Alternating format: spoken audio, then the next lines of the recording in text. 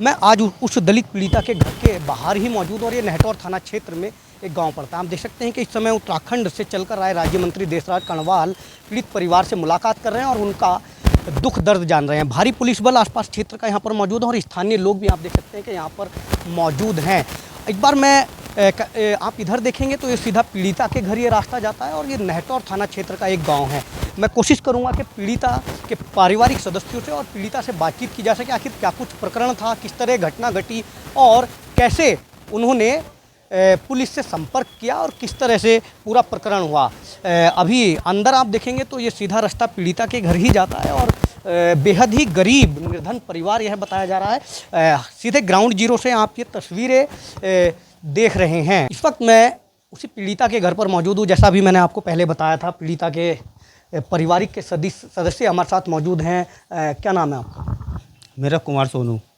सोनू जी, किस तरह से क्या कुछ प्रकरण हुआ? जब आपने गुड़िया से बात की तो क्या कुछ उन्होंने बताया? उन्होंने बताया कि हमें दबाव में रखा है, कहीं को आने जाने नहीं दिया, बोलने नहीं दिया, बताने नहीं दिया और धर्म परिवर्तन को कह रहे हैं, मांस खाने को कह रहे हैं। यही बात है, उसको प्रताड़ित किया गया, उसके साथ गलत काम किया गया है। तो आपको कैसे कब पता लगा भाई, कितने समय से इस तरह से प्रताड़ना की जा रही थी? ये कितने समय से की जा रही थी वो तो वही बताएगी। सही देखो, हम इस बारे में मैं आपको कुछ नहीं बता सकता, माफ़ी चाहूँगा। ठीक है, हमें तो कोई पता नहीं था, बेचारों माँ बाप को किसी को कोई पता नहीं था, किसी ने कोई जानकारी दिया ही नहीं। वो तो उस दिन जब FIR हुई, जब बच्ची ने आवाज़ उठाई तब ही पता लगा है, उसके बाद ही पता लगा। FIR करते समय भी बच्ची के माँ बाप को नहीं बुलाया गया। नहीं, FIR होती तो सबसे पहले इंस्पेक्टर का ये कहना होता कि भाई अपने इनके गार्जियन को बुलाओ तभी FIR लिखी जाएगी। अगर ये कोई गया भी है, बहन बाद में बहन गई तो उसको भी बाहर कर दिया गया। जो जानकारी में आ रहा है, ये भी आ रहा है कि लड़की को बंधक बनाया गया था। बंधक ही बनाया गया है, तभी तो उसको जानकारी माँ बाप को नहीं मिली गई। ये तो आप भी जानते हैं, अगर बंधक ना होती तो वो पहले ही जानकारी मिल जाती ना सभी घर वालों को, बच्चों को। कितने समय से घर पर नहीं आई थी लड़की? तो काफ़ी समय से घर पर नहीं आई। तो कभी फ़ोन से संपर्क करने की कोशिश की या हॉस्पिटल जाकर के बातचीत करने की, भाई लड़की कहाँ है, कैसे कोई बातचीत? फ़ोन से संपर्क करने की कोशिश की है, लेकिन कहा गया कि भाई डिलीवरी है, मरीज है, इसलिए आ नहीं पा रही। तब क्या करेगा माँ बाप? तो यही फिक्र, भाई जब काम है उसका अपने काम को अंजाम दे रही है, डॉक्टरी का काम है, डॉक्टरी कर रही है। अब तक जो कुछ कार्रवाई हुई है, देखिए आपने कहा कि FIR दर्ज हो चुकी, क्या कुछ कार्रवाई हुई है? क्या गिरफ्तारी हो पाई है कुछ लोगों की?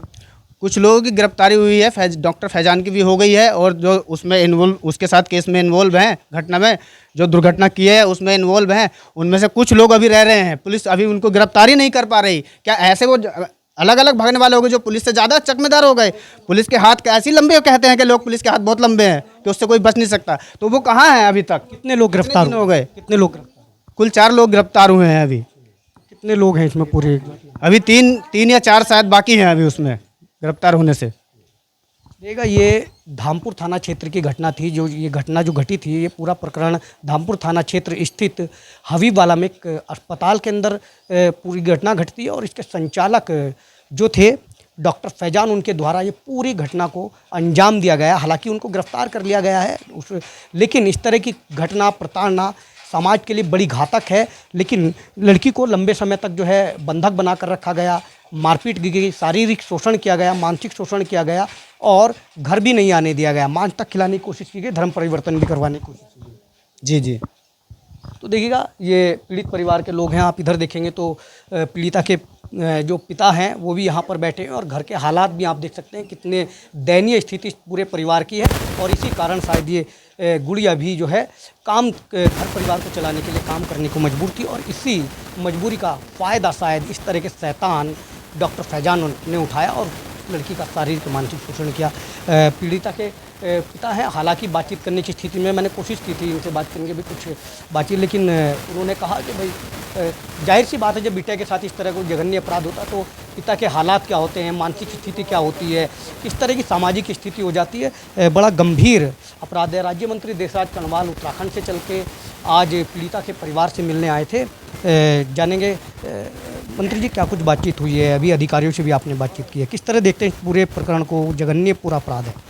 देखिए, ये जघन्य अपराध हुआ है फैजान नहीं, शैतान, डॉक्टर शैतान के द्वारा और उसके जो शागिर्द हैं, जो लोग उनके साथ इस जघन्य अपराध में जुड़े हुए हैं, उन सब के द्वारा, शैतानों के द्वारा ये अपराध किया गया। मैं भी संवेदना प्रकट करने के लिए इस गरीब परिवार जो अमर सिंह जी, ऋषिपाल जी हैं, ये मज़दूर हैं और मज़दूरी करके अपनी 5-5 बेटियों को आगे बढ़ाने की बात करते हैं।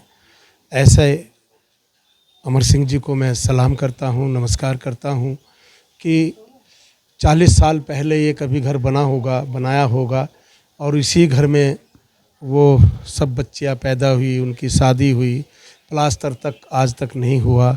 ये गरीब मज़दूर मेरा भाई आज मोदी जी जो कहते हैं बेटी बचाओ बेटी पढ़ाओ और बेटी को आगे बढ़ाओ, बेटी को आगे बढ़ा रहा था, लेकिन शैतानों ने उसका रास्ता रोका, जघन्य अपराध उसके साथ किया। तो मैं यही कहूँगा कि जब BNSS की धारा 183 के तहत जो बयान गुड़िया के हुए हैं उसके तहत पर्याप्त कार्रवाई की जा रही है और जितने भी अभियुक्त हैं वो कुछ जेल चले गए हैं, कुछ जेल जाने बाकी हैं, वो जल्दी ही जेल जाएंगे। DM साहब का फ़ोन आया था और समाज कल्याण अधिकारी से मेरी बात हुई है जल्दी ही, क्योंकि जो स्टार्टिंग में ये प्रकरण आया, तहरीर आई, तो उसमें SC/ST एक्ट नहीं लगा था। बाद में उनके बयानों के आधार पर SC/ST एक्ट और धाराएं बढ़ाई गई, जो अन्य धाराएं हैं। तो उसके बाद वो सारी कार्रवाई हो रही है। उन्होंने आश्वासन दिया है कल ही 4,25,000 रुपये का जो FIR के माध्यम से जो राहत मिलती है वो भी कल मिलने की प्रबल संभावना है। मेरी DM साहब से बात हुई है, CO साहब से बात हुई है, 2 इंस्पेक्टर साहब यहीं पर बैठे हैं, सभी से मेरी बात हुई है। वास्तव में ये पीड़ित परिवार जो आज वो बेटी भी साहस नहीं कर पा रही बोलने का, सिर्फ एक ही मांग है कि मुझे न्याय मिले, मुझे न्याय मिले। उनके पिता भी यही कहते हैं कि मुझे न्याय मिले, मुझे न्याय मिले। अच्छा मंत्री जी, पुलिस अधिकारियों से भी बातचीत हुई है, आपने कहा प्रशासनिक अधिकारियों से बातचीत हुई है, क्या कुछ बातचीत हुई है? कब तक जो बचे हुए अपराधी उनकी गिरफ्तारी हो पाएगी? देखिए, जो बयान गुड़िया ने दिए हैं 183 के जो बयान हुए हैं उसके आधार पर पर्याप्त कार्रवाई की जा रही है, कार्रवाई हुई है और कार्रवाई की जा रही है। जैसे मैंने अभी कहा आपको कि मेरी DM साहब से, CO साहब से और सभी अधिकारियों से, समाज कल्याण अधिकारी से बात हुई है कि जल्दी ही और भी जो कार्रवाई बाकी है वो हो जाएगी। चलिए, बहुत बहुत धन्यवाद समय देने के लिए। देखिएगा देशराज कर्णवाल जी थे, हालांकि भैया चले गए। अच्छा, 2 बात मैं आपसे पूछना चाह रहा हूँ। देखिएगा और भी कोई, देखिए राज्य मंत्री देशराज कर्णवाल आए हैं, पीड़ित आप लोगों का हालचाल जानने, आपका दुख दर्द बांटने, और कौन यहाँ पर आया है? क्षेत्रीय विधायक या क्षेत्रीय सांसद आए हैं? नहीं, और कोई नहीं आया। विधायक जी के अलावा और कोई नहीं आया। ओम कुमार जी के? ओम कुमार जी। सांसद चंद्रशेखर आए हैं, क्योंकि वो कहते हैं कि भाई दलितों पर अत्याचार होगा तो भीम आर्मी आवाज़ उठाएगी। चंद्रशेखर दीवार बन के खड़ा है इस तरह के अत्याचारों के। नहीं आए वो हमारे यहाँ पे। आज कम से कम 1 हफ्ते से ज़्यादा का टाइम हो गया, अभी उनका कोई आदमी नहीं आया। खुद भी नहीं आया और कोई कार्यकर्ता पदाधिकारी भी नहीं? कार्यकर्ता आए थे कल, हमने कोई बात नहीं करी उनसे तीसरी। तो क्या मानते हैं भाई, क्यों नहीं आए चंद्रशेखर जी? बस, और आगे मैं क्या कहूँ। चलिए, देखिएगा सांसद चंद्रशेखर आज़ाद, हालांकि 4 तारीख को सत्ता परिवर्तन यात्रा यहाँ पर वो निकालते हैं जिला बिजनौर के अंदर, लेकिन पीड़िता के परिवार से मिलने तक वो नहीं आते। हालांकि हो सकता है उनके संज्ञान में ये प्रकरण चला गया हो, लेकिन क्या इस तरह से सामाजिक समरसता की स्थापना की जा सके जब इस तरह की जघन्य अपराधों पर भी जो दलितों के मसीहा हैं वो नहीं बोलेंगे? क्या कहेंगे? देखिएगा मंत्री जी, नहीं पहुंच पाए चंद्रशेखर जी, जबकि उनकी लोकसभा क्षेत्र का पूरा प्रकरण है और इतना जघन्य और इतना बड़ा अपराध हो गया। मैं आपके चैनल के माध्यम से, वैसे तो बड़ा दुख है कि क्या कहें, लेकिन एक गाना मैंने उनका सुना था कि अब जुर्म ना सहेगी अब भीम आर्मी।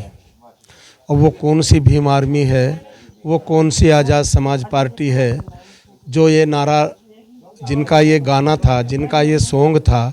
और आज एक नहीं अनेकों बार हमने देखा है कि जब पर्टिकुलर कोई पर्टिकुलर कम्युनिटी एससी का उत्पीड़न करती है तो वो वहाँ नहीं जाते, तब उनकी राजनीति उनके आड़े आते आ जाती है।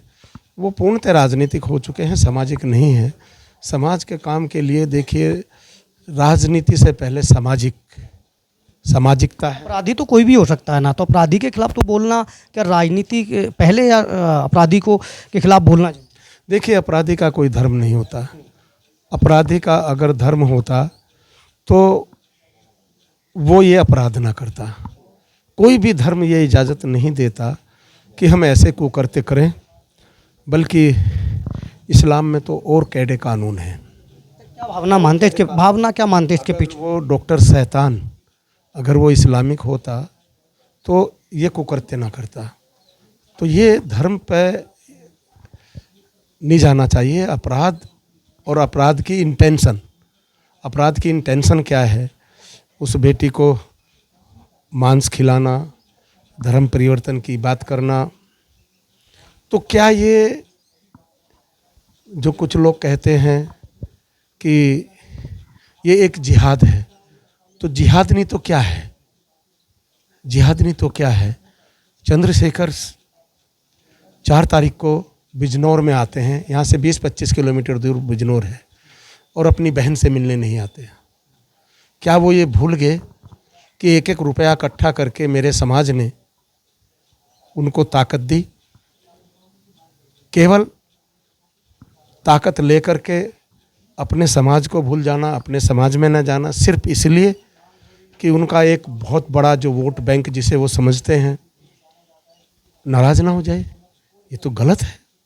छी ऐसी राजनीति पे। धन्यवाद बहुत बहुत देशराज कणवाल जी। देखिएगा, ये आप देख रहे हैं, मैं नेहटौर थाना क्षेत्र के उस गांव में मौजूद हूं जहां के पीड़िता हैं। आप आगे सेट हो जरा। जो पीड़िता हैं और ये उनका घर था, मैंने आपको दिखाया। और आप देखेंगे तो जो घटना धामपुर थाना क्षेत्र के हबीबवाला में हुई थी और हॉस्पिटल संचालक द्वारा प्रताड़ना इस दलित लड़की की गई थी, ये उसी का घर है और ये नेहटौर थाना क्षेत्र में पड़ता है। हालांकि लोकसभा नगीना है यहाँ पर।